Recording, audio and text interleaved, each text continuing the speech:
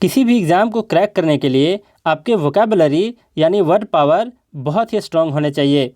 लोग word power buildup करने के लिए ना जाने कितने बुक्स और कोचिंग्स के पीछे कितने सारे पैसे वेस्ट कर देते हैं। कई बुक्स तो धूल और मकड़ी के जाले खाकर किसी कोने में पड़े रो रहे होते हैं। और मैं बहुत सारे स्टूडेंट्स को अपने पर्सनल गाइडेंस में वोकैबुलरी सिखा रहा हूँ। इसके लिए त्रिगीतम 4 AM क्लब, जो यहाँ पर लिखा हुआ है त्रिगीतम 4 AM क्लब, इस ग्रुप को आपको ज्वाइन करना है। इसको ज्वाइन करने के लिए टेलीग्राम ऐप पे सर्च करेंगे त्रिगीतम, वहाँ पर आपको एक ग्रुप मिलेगा त्रिगीतम 4 AM क्लब, और वहाँ पर जाकर आप ज्वाइन हो जाएं। और अगर आपको डिटेल में जानने हैं पर्सनल गाइडेंस के बारे में, तो आप इस वीडियो के डिस्क्रिप्शन बॉक्स में जाकर चेक कर सकते हैं। और जो लोग टेलीग्राम नहीं यूज़ करते वे लोग मुझे इस नंबर पर व्हाट्सअप कर सकते हैं। बस आपको एक ध्यान रखना है कि इस पर आपको कभी कॉल नहीं करने हैं। हेलो एवरीवन, तो चलिए स्टार्ट करते हैं एसपी बख्शी का एडिशनल वर्ड्स, और ये है आपका पार्ट 22। इसमें हम लोग देखेंगे कुछ वर्ड्स, और इसके बारे में आप लोग तो जान गए क्या है त्रिगीतम 4 AM क्लब और इसके टेस्ट सीरीज कैसे मिलेंगे आपको, ये भी पता है आपको। तो देखिए फर्स्ट वर्ड क्या है आज का। फर्स्ट वर्ड है आपका जुक्स्टापोज। ये है आपका जुक्स्टापोज। जुक्स्टापोज का मतलब होता है प्लेस साइड बाय साइड, मतलब निकट रखना, किसी चीज़ से सटा कर रखना जुक्स्टापोज कहलाता है। खास करके किसी से तुलना करने के उद्देश्य से जब एक दूसरे से सटा कर रखा जाता है तब ये वर्ड का यूज़ किया जाता है जुक्स्टापोज। जैसे एक एग्जांपल लेते हैं, मान लो कि 4 लोग एक ही टॉपिक पर पेंटिंग बनाते हैं, तो चारों में डिफरेंस निकालने के लिए जब चारों को एक दूसरे से सटा कर रखते हैं तो कहेंगे 4 पेंटिंग्स हैव बीन जुक्स्टापोज्ड, मतलब चारों पेंटिंग्स को आपस में सटा कर रखा गया है। तो तुलना करने के व्यू से जब किसी चीज़ को सटा करके रखा जाता है तब वो कहा जाता है जुक्स्टापोज। ऐसा नहीं कि 2 घर आपस में सटे हुए हैं तो जुक्स्टापोज बोल देंगे, नहीं। जब तुलना करने के व्यू से कोई चीज़ को आपस में सटा कर रखा जाता है, निकट रखा जाता है, तो कहलाता है वो जुक्स्टापोज। तो फर्स्ट हो गया आपका। सेकंड देख लो क्या कह रहा है। सेकंड है जुरिस्डिक्शन। जुरिस्डिक्शन का मतलब होता है एक्सटेंट ऑफ अथॉरिटी, मतलब है अधिकार क्षेत्र या फिर न्यायिक सीमा। या फिर ये कहाँ यूज़ करते हैं, किसी के पावर कहाँ तक है, इस संदर्भ में हम लोग यूज़ करते हैं। किसी व्यक्ति का पावर किस हद तक है, उस हद तक के लिए, अधिकार क्षेत्र के लिए, उसके न्याय सीमा के लिए यूज़ करते हैं जुरिस्डिक्शन। जैसे कि एक पुलिस स्टेशन है, तो उसका क्या होता है कि किसी दूसरे पुलिस स्टेशन में कोई घटना घटती है तो वो पहले वाले जो पुलिस स्टेशन है वो उसका केस नहीं लेता, वो कहता है ये मेरे जुरिस्डिक्शन में नहीं आता, मतलब वो उसके एक्सटेंट ऑफ अथॉरिटी में नहीं आता, वो उसके अधिकार क्षेत्र से बाहर है। तो जुरिस्डिक्शन का मतलब हुआ आपका अधिकार क्षेत्र, न्याय सीमा। अब जरा देखिए थर्ड वन, ये है आपका जोक्युलर। जोक्युलर का मतलब होता है सेड इन जेस्ट। जेस्ट का मतलब होता है हंसी मजाक, तो वही है जोक्युलर का मतलब हो गया हंसी मजाक। फोर्थ नंबर है जैरिंग। जैरिंग का मतलब होता है कॉजिंग डिसहार्मनी। मतलब क्या है इसका, तो इसका मतलब होता है विवाद, कलह, झगड़ा कर बैठना। तो ये सारा चीज़ होता है जैरिंग। जैरिंग का मतलब ही होता है कि आपस में हारमनी को क्या करना, बिगाड़ देना, जो सामंजस्य बना हुआ है लोगों के बीच उसको बिगाड़ देना। तो बिगड़ता है कैसे, विवाद से, कलह से या फिर झगड़ा से। तो जैरिंग का मतलब ही होता है आपका झगड़ा, कलह या फिर विवाद। फिफ्थ नंबर आपका जॉन्टी। जॉन्टी का अर्थ होता है शोविंग सेल्फ कॉन्फिडेंस। क्या मतलब है इसका, एक शब्द में समझो, जॉन्टी का मतलब होता है खुश मिजाज, जिंदा दिल जिसको बोलते हैं। आत्मविश्वास से भरा व्यक्तियों के लिए जॉन्टी शब्द यूज करते हैं, जिंदा दिल जिसका मतलब होता है खुश मिजाज जिसका मतलब होता है। सिक्स्थ नंबर आपका जेटिसन। जेटिसन का मतलब होता है throw overboard to lighten. Lighten मतलब हल्का करने के लिए। अब इसका मतलब मैं समझाता हूँ जेटिसन होता क्या है। तो इसका सिंपल मीनिंग हिंदी में होता है बोझ गिराना या फिर बोझ का कम करना। जैसे ट्रैक्टर से आप देखते होंगे एग्रीगेट्स जो होते हैं, एग्रीगेट्स का मतलब जो गिट्टी होते हैं, पत्थर के छोटे छोटे टुकड़े होते हैं जो बिल्डिंग स्ट्रक्चर्स वगैरह में जो काम आता है, उसको गिट्टी भी बोलते हैं, एग्रीगेट्स बोलते हैं इंग्लिश में। तो ट्रैक्टर से जब आप एग्रीगेट्स को गिराते हो और उसका बोझ हल्का करते हो ट्रैक्टर का, तो वो कहलाता है आपका जेटिसन। और इसी तरीके से कार्गो होता है, जो शिप्स होते हैं, जो पानी का जहाज होता है, उससे सामान को जब गिराया जाता है ताकि शिप का स्ट्रेस और शिप पे जो बोझ पड़ रहा है वो थोड़ा कम हो सके, तो उस संदर्भ में हम लोग कहते हैं बोझ का कम करना। तो उस बोझ का कम करने को कहते हैं जेटिशन। तो आप समझ गए इसका मतलब। फिर देखिए 7 नंबर, ये मतलब वन वर्ड सब्स्टिट्यूशन में आपका पूछ सकता है जेटिसन। नेक्स्ट आपका जीटर्स। जीटर्स का मतलब होता है नर्वसनेस। मतलब क्या है इसका, तो जीटर्स का सिंपल मीनिंग है घबराहट, जिसको बोलते हैं नर्वसनेस। तो घबराहट इसका मीनिंग हो गया जीटर्स का। 8th नंबर आपका जौशल, ये है आपका जौशल, इसको अच्छे से पढ़ना, देख लो, जौशल मत पढ़ना, जौशल ऐसे पढ़ेंगे इसको, जौशल। तो जौशल का मतलब होता है पुश अगेंस्ट समवन। क्या मतलब है इसका? तो किसी को धक्का देना, धक्कम धक्का करते हैं ना भीड़ में, उसको बोलते हैं जौशल, और फिर धकेलना। तो ये आप समझ गए। 9th नंबर आपका जगरनॉट। देखिए जगरनॉट वर्ड जो है इंडियन शब्द से ही ये आया हुआ है। तो जगन्नाथ मंदिर जो पुरी का है, आपका उड़ीसा में पड़ता है, तो उसी से ये चीज़ आया हुआ है। तो इसका मतलब यहाँ पर दिया a belief for which one sacrifices one self, मतलब खुद की कुर्बानी देना होता है किसी बिलीफ को लेकर के, तो उस संदर्भ में जगरनॉट यूज होता है। लेकिन ये ज़्यादा यूज़फुल नहीं है एग्जाम पॉइंट ऑफ व्यू से, ज़्यादा यूज़फुल है आपका लार्ज व्हीकल। लार्ज व्हीकल में होता क्या है?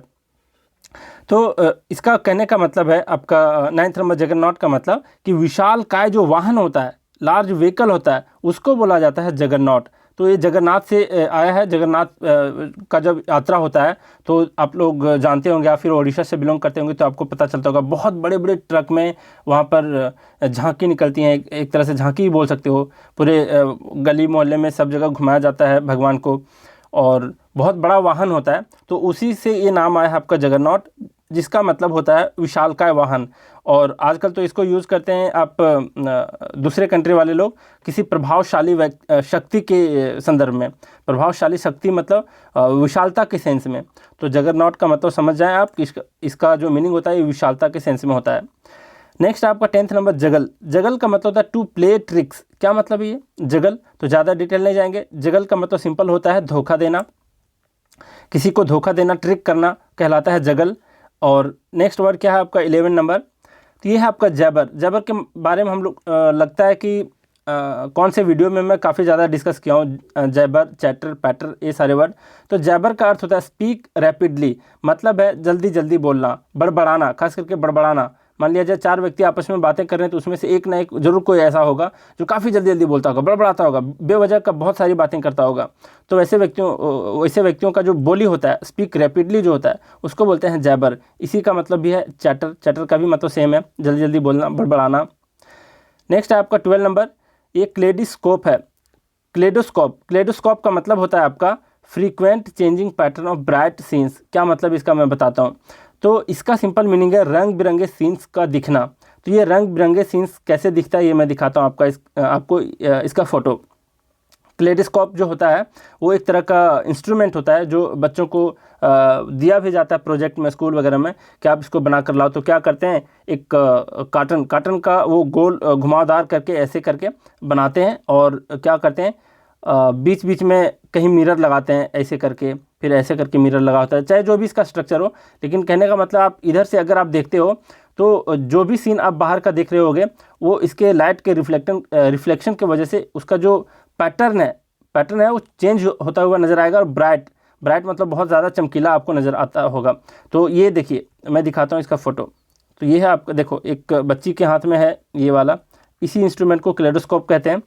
और देख लो ये किस तरह का होता है। तो इस तरह का होता है, आप इधर से देखते हो इसको, और इसमें इस तरीके से शीशे लगे होते हैं अंदर में, कि काफ़ी चमकीला चीज़ आपको दिखाई देता है, रंग बिरंगा चीज़ दिखाई देता है। तो इसी को क्लेडोस्कोप कहते हैं। अब जरा देखो, मतलब ये है कि ये वन वर्ड सब्स्टिट्यूशन में काफ़ी यूज़फुल है, ये आपको पूछ सकता है, पूछा भी गया है कई एग्जाम में। 13 है आपका कैन। कैन का मतलब होता क्या? ये वाला कैन नहीं है जिसमें आप लोग दूध वगैरह कैरी करते हो, ये कैन नहीं है। तो इस कैन का क्या मतलब है? रेंज ऑफ नॉलेज, मतलब है किसी के ज्ञान का दायरा, जिसको ज्ञान भी बोल सकते हैं, बुद्धि भी बोल सकते हैं। जैसे बोलते हैं ना कि फ़लाने का परसेप्शन लेवल थोड़ा कम है चाहे ज़्यादा है, तो उसका परसेप्शन लेवल का मतलब है कि उसकी समझदारी कितनी है। तो किसी की समझदारी को बोलते हैं कैन, रेंज ऑफ नॉलेज को बोलते हैं कैन, ज्ञान, बुद्धि, ये सब इसका मीनिंग है। 14 नंबर है किंकी। किंकी का क्या अर्थ होता है? तो किंकी का मतलब होता है एक्सेंट्रिक। एक्सेंट्रिक वर्ड काफ़ी बार आ चुका है, जिसका मतलब होता है सनकी, पागल लोगों को एक्सेंट्रिक बोलते हैं। नेक्स्ट है आपका परवर्टेड। परवर्टेड का क्या मतलब है? चरित्र से बिल्कुल विकृत व्यक्ति, मतलब जिसका चरित्र, जो चरित्रहीन होते हैं वैसे व्यक्तियों को परवर्ट बोलते हैं। तो किंकी का मतलब वही दोनों मीनिंग है, सनकी, पागल, चरित्र से विकृत व्यक्ति। तो किंकी का ये सारे मीनिंग हो गए। नेक्स्ट आपका 15 नंबर नीड है। ये है आपका नीड। नीड का मतलब होता है, एक वर्ब है जिसका मतलब होता है कि गूंथना, जिसको बोलते हैं सानना। जैसे आटे को आप लोग सानते हो तो उस क्रिया को, उस एक्शन को बोला जाता है नीड। नीड का मतलब गूंथना और फिर सानना। तो वही है मेक डॉ विथ फ्लोर। ये डॉ है, डॉ का मतलब क्या होता है? डॉ का मतलब होता है गुथा हुआ आटा।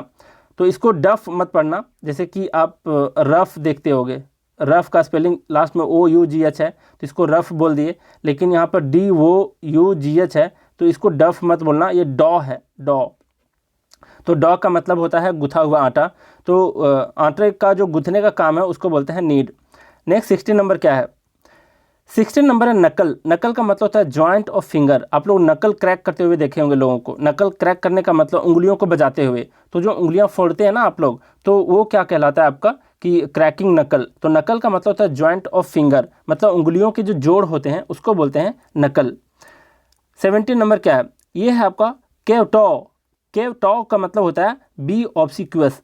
इस चीज़ पर आप लोग फोकस करो। यहाँ पर दोनों मीनिंग जो इसका दिया हुआ है वो भी काफ़ी टफ होता है। ऑब्सिक्यूअस का क्या मतलब होता है? तो आप लोग जानते होंगे बूट लीकर जिसको बोलते हैं, बूट लीकर। बूट लीकर मतलब तलवे चाटने वाले व्यक्ति, सलामी ठोकने वाले व्यक्ति, बिना क्वेश्चन का, चापलूसी करना जिसको बोलते हैं। तो वही ऑब्सिक्यूअस का मतलब है। और के टॉ का मतलब भी वही होता है। तो के टॉ का मतलब चापलूसी करना, सलामी ठोकना, तलवे चाटना, ये सारा मीनिंग है। कि जैसे किसी से कोई चीज़ पाना हो तो कई व्यक्ति क्या करते हैं, फालतू के उसके मुंह पर बहुत ज़्यादा बड़ाई करते हैं, खुशामद करते हैं, जिसको खुशामद करना कहते हैं। तो वैसे चीज़ों को बोलते हैं केव टॉ। 18 नंबर आपका ल्यूपाइन। ल्यूपाइन का मतलब होता है ऑफ उल्फ, मतलब भेड़िए से संबंधित। और नेक्स्ट आपका लियोनाइन। लियोनाइन का मतलब होता है शेर से संबंधित, लायन से संबंधित। अच्छा, यहाँ पर थोड़ा मिस्टेक मत करना। देखो, ल्यूपाइन का मतलब होता है उल्फ से रिलेटेड, लेकिन अगर एग्जाम में वल्पाइन दे दे, वल्पाइन, तो काफ़ी लोग मिस्टेकली क्या करते हैं, मिस्टेकनली ये आप ल्यूपाइन के सेंस में उल्फ को टिक लगा कर आ जाते हैं, जो कि गलत है, क्योंकि ये सुनने में लगता है उल्फ टाइप का वल्पाइन, लेकिन वल्पाइन उल्फ से रिलेटेड नहीं होता है, ये फॉक्स से रिलेटेड होता है, फॉक्स से। तो इस चीज़ को आप याद रखना। वल्पाइन का मतलब फॉक्स और ल्यूपाइन का मतलब वुल्फ। और ल्यूपाइन का मतलब लायन से मत रिलेट करना, ये भी एल से स्टार्ट हुआ है। और इसी तरीके के एक और भी वर्ड है, ये है सर्वाइन। सर्वाइन, तो ये शेर देख करके लायन से रिलेट मत कर देना। इस सर्वाइन का मतलब होता है डियर से रिलेटेड।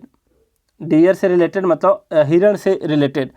तो ये सारे आपके वर्ड्स थे, ल्यूपाइन, लियोनाइन और आपका सर्वाइन हो गया, और एक वल्पाइन बताया फॉक्स से रिलेटेड।